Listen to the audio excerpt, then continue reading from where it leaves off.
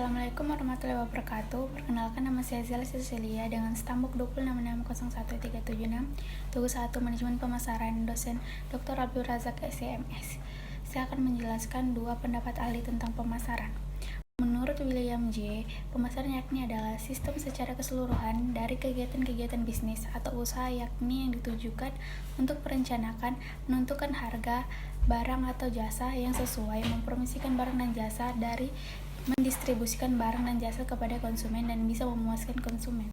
Yang kedua, menurut H.T. Gito Sudarmo, pemasaran merupakan proses agar pengusaha dapat mempengaruhi konsumen agar mereka tertarik, senang, dan kemudian membeli dan akhirnya puas dengan produk yang dibelinya. Selanjutnya, saya akan menjelaskan pendapat ahli tentang manajemen pemasaran. Menurut American Marketing Association, manajemen pemasaran adalah perencanaan, pelaksanaan, dan pengendalian operasi pemasaran total, termasuk tujuan pengendalian operasi pemasaran total, termasuk tujuan perumusan tujuan pemasaran, kebijakan pemasaran, program pemasaran, dan strategi pemasaran yang ditujukan untuk menciptakan pertukaran yang dapat memenuhi tujuan individu maupun organisasi. Selanjutnya, menurut John W. Mullins, manajemen pemasaran adalah proses menganalisis, menerapkan, mengkoordinasikan, dan mengendalikan program yang melibatkan konsepsi, penetapan harga, promosi, dan distribusi produk, jasa, dan ide-ide yang dirancang untuk menciptakan dan memelihara pertukaran yang menguntungkan dengan target pasar untuk tujuan mencapai tujuan organisasi. Selanjutnya, saya akan menjelaskan proses pemasaran menurut para ahli. Berikut ini adalah model 5 tahap proses pemasaran menurut Philip Kotler 2012. Yang pertama, memenuhi kebutuhan dan keinginan pelanggan. Konsep inti dari sebuah pemasaran adalah identifikasi kebutuhan dan keinginan pelanggan. Menurut produk yang didesain sesuai dengan kebutuhan dan keinginan pelanggan akan lebih mudah diterima dan disukai oleh para konsumen.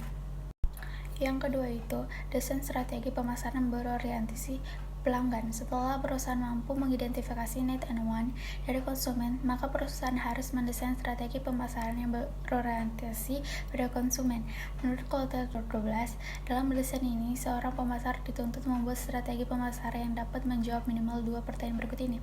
Yang pertama, siapa target pasar perusahaan? Yang kedua, apa posisi nilai yang akan ditawarkan kepada pelanggan.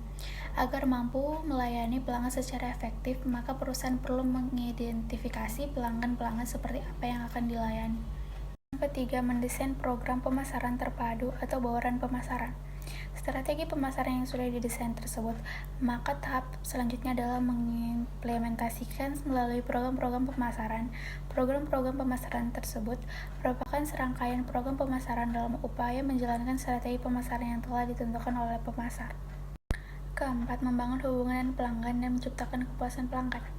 Kesuksesan suatu perusahaan dalam menjalin hubungan dengan pelanggan akan menentukan eksistensi dan keberlangsungan hidup perusahaan di waktu yang akan datang. Yang kelima, menangkap nilai dari pelanggan untuk menciptakan profit dan ekuitas pelanggan. Tahap kelima dari tahap proses pemasaran adalah menangkap nilai dari pelanggan yang dapat berupa penjualan, pangsa pasar, serta profit. Keberhasilan perusahaan menangkap nilai dari pelanggan merupakan output atau hasil dari strategi-strategi pemasaran yang sukses dilakukan, terutama keempat tahap proses pemasaran di atas. Yang terakhir ada bauran pemasaran jasa atau marketing mix. Yang pertama ada produk, place, price, people, promotion, proses, dan physical evidence. Sekian dari tugas 1 manajemen pemasaran saya. Assalamualaikum warahmatullahi wabarakatuh.